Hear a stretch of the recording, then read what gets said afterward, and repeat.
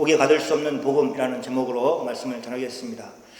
사도행전 말씀을 계속해서 설교하고 있습니다. 신약 교회의 시작을 기록하고 있는 사도행전은 항상 우리가 다시 돌아가서 살피고 묵상해야 될 성경입니다. 그래서 마치 지도책과 같습니다. 지금은 내비게이션을 사용하고 있어서 처음 가는 길도 주소만 잘 입력하면 아무런 문제 없이 가고자 하는 곳에 갈 수 있습니다. 길을 잘 구별하지 못하는 일명 길치라는 분들도 내비가 잘 하지는 말에 귀를 기울이고 가면 길을 헤매지 않고 도착할 수 있을 것입니다. 내비게이션이 사용하면 좋은데 그런데 두 번째 갈 때도 내비를 켜지 않으면 가지 못하는 일들이 있습니다. 주위를 둘러보고 환경이 어떤가 뭐가 있는가 하고 살펴보기보다는 내비게이션이 얘기해주는 오른쪽으로 가십시오 왼쪽으로 가십시오 하는 말에 귀를 기울이기 때문에 그럴 가능성이 많습니다. 이런 내비게이션이 없었을 때 뉴질랜드의 운전자들은 지도책을 한 권씩 가지고 있었습니다.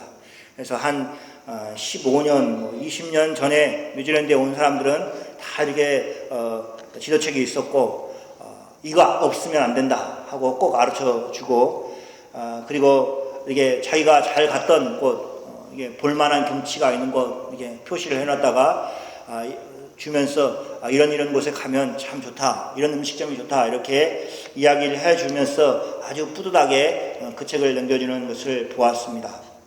한번 상상해 보십시오.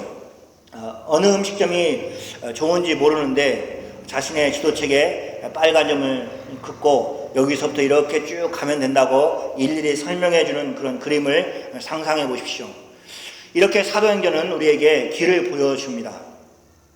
우리가 걸었던 길을 보여주고 우리가 가야 될 길을 보여주는 것이 사도행전의 모습입니다. 우리가 걸었던 길이라고 하면 좀 이상하게 들으신 분도 있을 것입니다. 그런데 맞습니다. 우리가 걸었던 길입니다. 우리 믿음의 선진들이 걸었던 영적인 자산과 그리고 경험들은 다 우리의 것이기 때문에 그렇습니다. 여러분이 기억하면 모세가 요단강을 건너서 이제 가나안 땅에 들어가야 될 사람들에게 신명기를 가르치면서 마치 그들이 애굽에서 나왔던 구출되었던 그 사람들인 것처럼 그들에게 이야기하였습니다. 왜냐하면 그것이 그들에게 영적인 경험이 되었기 때문에 그렇습니다. 십자가의 사건이 그렇습니다. 우리는 누구도 십자가의 사건을 우리의 눈으로 본 사람이 없습니다. 그러나 우리는 영적인 눈으로 예수님이 우리를 위해서 십자가에 매달리신 그 그림을 아주 선명하게 가지고 있습니다. 그것이 바로 우리가 가지고 있는 영적인 자산, 또 영적인 경험인 것입니다. 사도행전에 나오는 사건들은 우리가 영적으로 경험해야 될, 또 알아야 될 사건들을 기록하고 있다는 것을 잊지 말아야 할 것입니다. 지도책을 옆에 놓고 살피면서 초보자들은 가끔씩 차를 옆에 세워놓고 지도책을 다시 확인합니다. 내가 바르게 가고 있는가 확인합니다. 그러나 만약 지도책의 내용들을 다 능숙하게 알고 있는 사람이라면 굳이 차를 옆에 주차를 시켜놓고 지도를 확인할 필요가 없을 것입니다. 그런 것처럼 우리의 머리에 말씀을 심어서 우리를 인도하시는 하나님을 기쁘시게 하는 길을 우리 마음 가운데 담아두었다면 우리는 쉽게 그 길을 걸어가는 그런 복됨이 있을 것입니다. 지난주의 말씀을 잠시 언급하겠습니다. 오순절 성령 사건 이후에 제자들은 각 나라 방언으로 하나님의 큰 일을 선포하였습니다. 그리고 베드로가 사도들을 대표해서 예수 그리스도를 증거하였습니다. 그랬더니 믿는 자가 3,000이나 더하였습니다.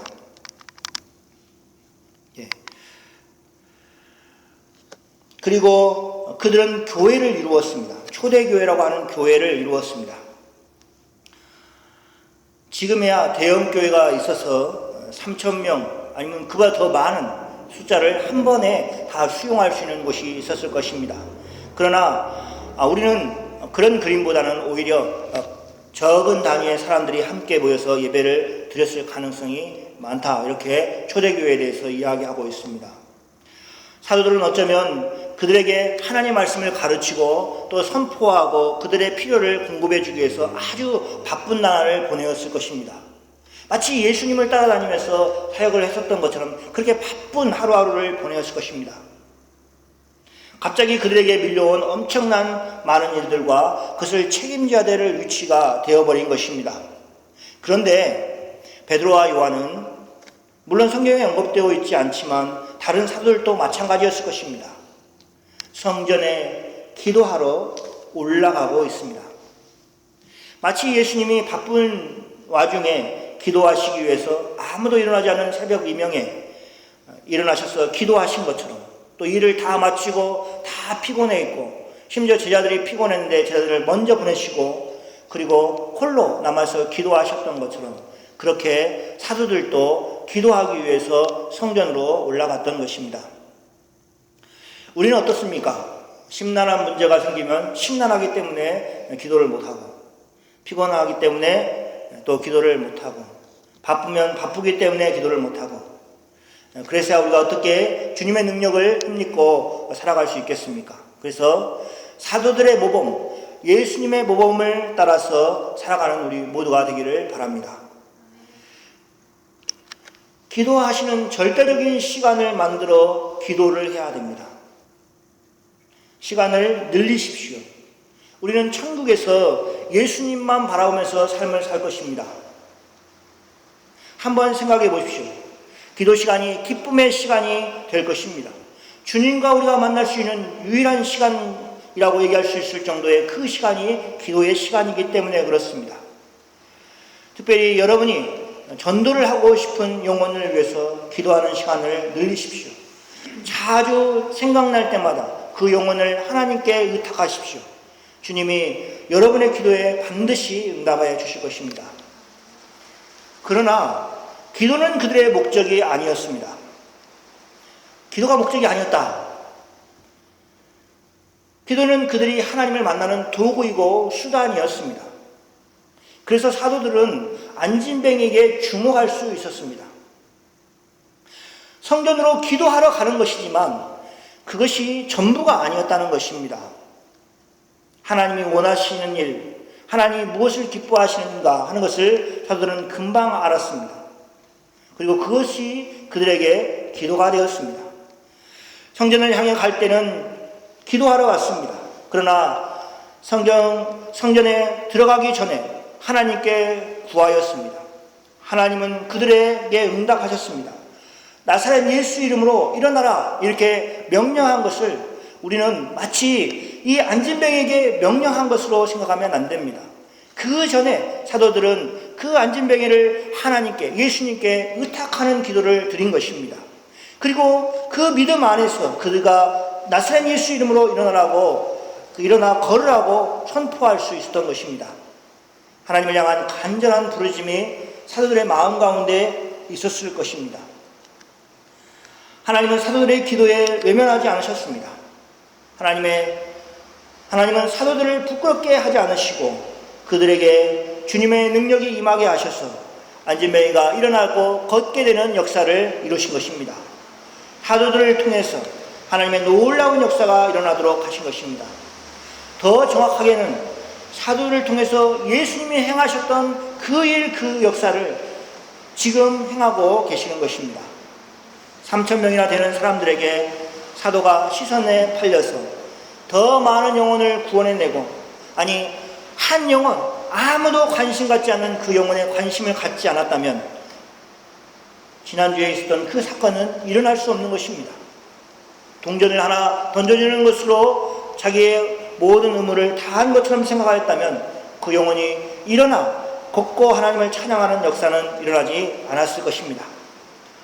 사도행전을 기록하는 누가도 우리에게 자꾸 사람보다는 예수님이 영광을 받으시는 것에 더 관심을 두고 있는 구조를 가지고 있습니다. 처음에는 사도 요한과 베드로가 눈에 들어오고 안진뱅이가 눈에 들어오지만, 그러나 성경을 읽어가면 읽어갈수록 그들은 뒤로 물러나고 예수님과 하나님이 드러내 보이는 것이 누가복음의 또 사도행전의 모습인 것입니다. 오직 부활하신 예수님이 영광을 받으시는 것을 볼 수 있고, 많은 사람들이 베드로와 요한을 주목하는 것이 아니라 하나님이 이루신 그 일을 주목하도록 만들고 있는 것입니다. 안진뱅이를 걷게 한 사건으로 인해서 베드로와 요한은 다시 한번 예수님에 대해서 말할 수 있는 기회를 얻었습니다. 그리고 그때 사도들은 자신들이나 안진뱅이를 주목하여 보라고 하지 않았습니다. 내가 이렇게 사람을 일으켜 세웠습니다.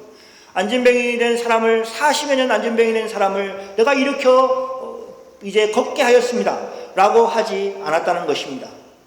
오히려 자신들에게 관심을 보이는 사람들에게 자신이 아닌 십자가에 달리신 예수님을 바라보더라고 주목하라고 그렇게 권하였습니다. 복음을 전할 수 있는 기회를 얻은 것입니다. 입을 열어서 예수님을 증거하는 그걸로 그 기회를 삼았던 것입니다. 사도행전 4장에서는, 우리가 읽은 본문에서는 그런 사도들에게 장애물이 일어났습니다. 우리가 함께 읽었던 본문을 보면 사도들이 옥에 갇혔습니다. 어떤 상황에서 옥에 갇혔습니까? 베드로가 설교를 하고 있는 중에 체포되어서 갇히게 되었습니다. 설교를 다 마친 것도 아닙니다. 그런 아쉬움이 있죠. 설교를 하고 있던 베드로가 무엇인가 마무리를 지어야 되는데 마무리를 짓지 못하고 있는 모습을 우리가 상상할 수 있습니다. 사도들이 백성에게 말할 때라고 하고 있습니다. 그래서 계속 백성들에게 예수님에 대해서 증거하고 있는 중에 사람들이 와서 이 사도들을 붙잡아 갔다라고 우리는 생각할 수 있습니다. 로마의 지배를 받고 있던 유대는 로마군이 지키고 있었습니다. 사람들이 가장 많이 모이는 곳, 또 많이 모일 뿐만 아니라 자주 모이는 성전은 그들에게 항상 관심의 또 감시의 대상이었습니다. 사람들이 한 장소에 많이 모인다는 것은 언제든지 소요가 일어날 수도 있고 소동이 일어날 수 있기 때문에 그런 것입니다. 그렇지만 성전 안에는 로마군이 주로 관여하지 않았습니다. 성전 안에는 아주 민감한 부분이었기 때문에 그렇습니다. 함부로 이방인인 로마군이 성전에 들어가는 일은 없었습니다. 그러면 누가 지켰느냐? 레위 사람들이 지켰습니다. 그래서 우리가 성문을 지키는 사람 이렇게도 얘기하고 성전을 관리하고 지키는 그런 일련의 사람들이 있었습니다. 그들은 제사장의 명령에 의해서 움직이는 사람들이었습니다. 그래서 베드로와 요한을 잡아갔던 사람들은 레위인들인 성전을 관리하는, 맡아 지키는 사람들이었습니다. 베드로의 설교로 인해서 사람들이 제대로 반응할 시간도 없이 사건이 벌어진 것입니다. 여러분이 사도행전 2장을 보면 이런 것이 있습니다. 사도행전 2장에 베드로가 쭉 지금 일어나고 있는 성령이 임한 사건에 대해서 설명을 하고 그리고 예수님에 대해서 설명을 하였을 때 사람들이 반응을 보입니다. 어떤 반응을 보냐면 형제들아 우리가 어찌할꼬 하는 그런 반응을 보입니다. 그들이 지금 굉장히 위기 가운데 놓여 있고 그대로 했다가는 하나님의 진노가 그들에게 다 쏟아진다는 것을 알기 때문에 우리가 어찌할꼬 라고 그렇게 묻는 반응이 있는 것입니다. 그래서 그 반응에 대해서 베드로가 얘기합니다. 회개하고 복음을 받아들였어. 구원함을 얻으라. 이렇게 선포합니다. 그래서 3,000명이나 되는 사람들이 돌아왔습니다. 그러나 이번에는 그런 시간을 얻지 못했습니다. 베드로는 한참 하나님의 말씀을 선포하고 있을 때에 사람들이 달려들어서 사도들을 데려갔기 때문에 그렇습니다. 그들이 어떻게 데리고 갔을까 우리는 상상할 수 있습니다. 2절 말씀을 보면 상상이 됩니다. 2절에 이렇게 되어 있죠.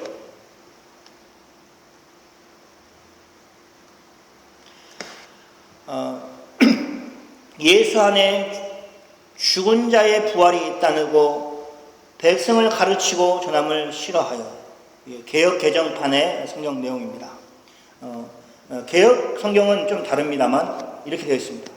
그러니까 무슨 내용입니까? 핵심은 예수 안에 죽은 자의 부활을 지금 베드로 사도가 증거하였다는 것입니다.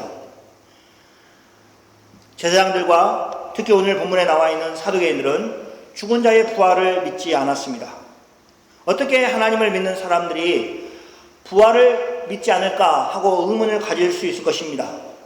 그러나 유대교 안에는 크게 사두개인과 바리새인들이 있는데, 바리새인들은 사람들의 부활, 영혼의 부활을 믿었고 사두개인들은 그것을 믿지 않았습니다. 이렇게 크게 두 그룹의 사람들이 있었습니다. 그래서 나중에 사도행전을 보면 두 사람들이 다툼을 갖습니다. 왜 부활을 믿지 않았을까? 이렇게 얘기하는 것은 유대교는 그런 사람들이 있었다는 것을 생각합니다. 그리고 그것은 하나님이 그들에게 아직 완전하게 하나님의 뜻을 드러내 보이지 않았기 때문에 그런 것입니다. 우리는 베드로 사도가 예수님이 죽은 자 가운데서 부활하셨다라는 말을 전했다는 것을 알고 있습니다. 그러나 오늘 본문은 그것이 아닙니다. 예수님이 죽은 자 가운데 부활하였다라는 소식을 전한 것 때문에 불만이 있는 것이 아닙니다. 베드로 사도는 더 나아가서 이제는 뭐라고 얘기하냐면 예수 안에 죽은 자의 부활이 있다, 이렇게 얘기하고 있습니다. 이 말은 무슨 말이냐면 예수님이 부활의 첫 열매가 되셔서 부활하셨는데 이제 예수 믿는 사람들도 죽으면 다시 살아나는 부활이 있다는 것을 선포한 것입니다. 차원이 틀리죠? 그렇죠? 증인으로서는 이렇게 합니다. 내가 십자가에 달린 예수님이 사흘 만에 부활한 것을 보았다. 이것은 무엇입니까? 그 증인으로서의 역할을 하는 겁니다. 그런데 예수 안에 죽은 자의 부활이 있다. 이것은 무엇이냐면 예수님이 말씀하신 것처럼 나는 예수 믿는 사람들은 죽어도 다시 사는 부활을 믿는다. 그것이 있다라고 선포하는 것입니다. 다름이 좀 있습니다. 이 예수 안에 죽은 자의 부활이 있다는 사실을 베드로 사도는 두 가지 방식으로 백성들에게 이야기하였다고 얘기하고 있습니다. 첫 번째는 가르쳤다고 얘기하고 있습니다. 유대인들이 알지 못하는 예수님과 예수님의 부활과 예수 믿는 사람들의 부활에 대해서 가르친 것입니다. 알지 못하고 있는 내용이니 그렇게 자세하게 가르치는 것은 필수적인 것일 것입니다. 베드로는 구약 성경을 들여다가 예수님이 하신 것처럼 그 구약 성경을 풀어가면서 죽은 자의 부활에 대해서 설명을 하고 있습니다. 알지 못하는 것을 믿게 할 수는 없습니다. 그래서 가르치는 것입니다. 예수님의 부활을 믿게 하기 위해서 가르치는 것입니다. 두 번째는 무엇이겠습니까? 전하는 것입니다. 말한다 라기보다는 선포하는 것입니다. 영어 성경에 그렇게 표현하죠. proclaim이라고 설명을 하고 있습니다. 이것은 미래에 대한 선포를 포함하고 있습니다. 이미 과거에 된 사실은 가르치면 될 일입니다. 그러나 성경에 나와 있는 말씀 가운데 가르쳐야 할 내용이 있는가 하면 미래에 되어질 일에 대해서도 이야기를 해야 됩니다. 그건 어떻게 해야 됩니까? 선포하는 것입니다. 믿음으로 선포하는 것입니다. 그래서 어떻게 합니까? 죽은 자의 부활에 대해서, 예수 안에서 죽은 사람의 부활에 대해서는 아무도 보지 못하였습니다. 여러분 보았습니까? 우리는 보지 못하였습니다. 예수를 다 믿는데 아직 보지 못하였습니다. 왜냐하면 예수님이 다시 재림하실 때 죽은 자들도 깨어 일어나서 그 예수님을 맞이하고 영접하고 천국으로 우리를 인도하실 것이기 때문에 그렇습니다. 그것은 미래에 되어질 일입니다. 그렇기 때문에 믿음으로 선포하고 선언하는 것이죠. 우리는 어떤 한 사람을 예수 믿게 하기 위해서 하나님의 말씀을 가르치고 가르쳐줄 필요가 있습니다. 그러나 어떤 부분에 이르러서는 지식의 문제가 아니라 선택의 문제, 의지의 문제가 되었을 때 그것은 그 순간에는 하나님 말씀을 선포하는 것입니다. 선포는 사람들에게 결단을 하도록 촉구하는 것입니다. 말씀을 가르치는 것이 해줄 수 없는 의지에 호소하여서 머뭇거리는 사람에게 결단하도록 만드는 것, 이것이 선포가 하는, 복음을 전하는 사람이 하는 역할이라는 것입니다. 그래서 가르치는 것은 우리는 성경을 공부하는 시간을 갖죠. 하나님의 말씀을 계속해서 배우는 일들을 우리가 아주 중요하게 생각을 해야 됩니다. 설교는 가르치는 부분이 있지만 오히려 선포하는 부분이 더 강합니다. 그래서 설교를 통해서 하나님의 말씀을 배우는 역할들이 있지만, 그러나 더 중요하게는 성경 공부라는 성경을 배우는 시간들을 우리가 가져야 됩니다. 설교를 들을 때에 여러분은 가르침을 받는 것이 아니고 선포를 듣는 것이기 때문에 아멘으로 화답을 해야 되는 것입니다. 그것은 왜냐하면 우리의 믿음에 대해서 계속해서 미래에 되어질 일에 대해서 선언하고 있기 때문에 여러분이 아멘으로 화답하면서 하나님께서 그 일에 대해서 역사하시도록 그렇게 믿음으로 반응해야 되는 것이기 때문에 그렇습니다. 이렇게 베드로 사도가 말씀을 가르치고 선포하는 것을 싫어하는 제사장들이 사도들을 붙잡아 갈 때 그렇게 쉽게 또 예의를 갖춘 방법으로 잡아갔을 리가 없습니다. 상상할 수 있지 않겠습니까? 예수님이 십자가를 지고 골고다에 올라가실 때에 그를 아무리 좋게 미화를 해도 그는 십자가의 무게를 감당하지 못할 정도로 지치고 또 피 흘리고 힘든 상황 가운데 올라가는 것입니다.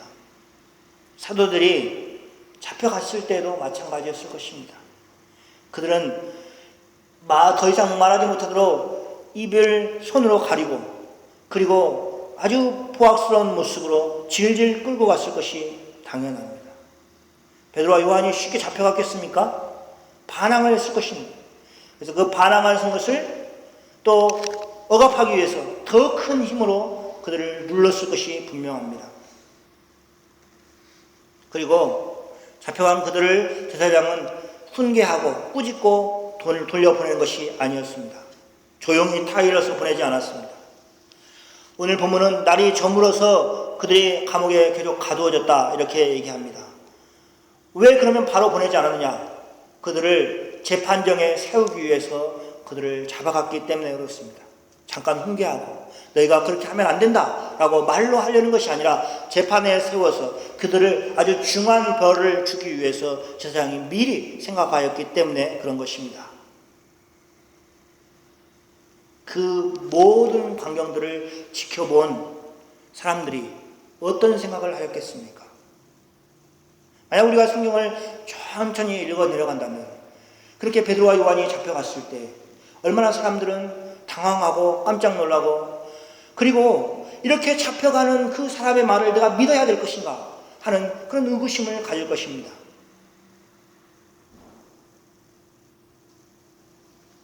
그것은 이것과 같습니다. 저주의 십자가를 지고 있는 예수님을 구세주라고 얘기하는 말과 똑같은 것입니다. 하나님께서 나무에 달려서 저주한 그 사람이 우리의 구세주라고 얘기하는 그 정말로 말이 안 되는 그 말과 동일한 것입니다. 제사장에 의해서 질질 끌려가며 붙잡혀가는 사람의 말을 믿고 예수님을 믿는다는 것은 쉬운 일이 아닐 것입니다. 그래서 만약 우리가 성경을 자세히 읽는다면 얼마나 염려가 되고 또 안타까운 모습으로 이 본문을 읽을 것입니까? 그러나 실상은 이렇습니다. 4절에 보면 말씀을 들은 사람 중에 믿는 자가 많으니 남자의 수가 한 5천이나 되었더라. 이것이 실상인 것입니다. 한글 성경에는 없지만 영어에는 말씀을 들은 사람 중에 앞에 벗이라는 그러나라는 단어를 하나 더 붙였습니다. 왜 붙였겠습니까? 사도들이 잡혀가서 옥에 갇히는 그런 암묵한 모습, 정말로 비극적인 모습, 너무 정말로 절망적인 모습, 그런 것이 있습니다. 그러나 하나님 말씀을 들은 사람 중에 믿는 자가 많았다라고 선언을 하고 있습니다. 이것이 얼마나 이상한 말입니까? 우리가 그냥 책으로 읽으니까 이렇게 그죠. 그러나 감옥에 끌려가는 사람의 말을 듣고 예수님을 믿는 역사가 일어나고 있는 것을 지금 이야기하고 있는 것입니다. 복음이 증거되는 일을 멈추지 않고 또 예수를 믿는 일들이 멈추지 않고 일어나고 있다는 것을 말해주고 있는 것입니다.